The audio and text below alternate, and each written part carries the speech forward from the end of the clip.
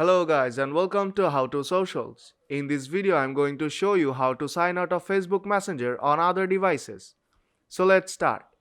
But before starting you have to remember that you cannot do this from Messenger. You have to do it from the Facebook app. So let's continue. Now open the Facebook app. Now tap on three bars on top right corner. Scroll down to the bottom. Tap on Settings and Privacy and go to Settings.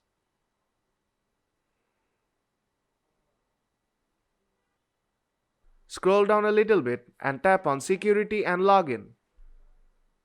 Here you will see when you are logged in section. Now tap on See All to see all the sessions.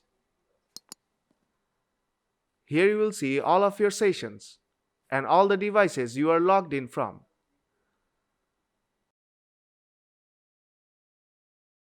Now tap on three dots to remove a device and then tap on Logout. You can do it individually, and if you scroll down to the bottom and tap Log Out of all sessions, you will be logged out from all of the sessions. And that's how you can sign out of Facebook Messenger on other devices. So if this video helped you out, then don't forget to leave a like. And see you in the next tutorial.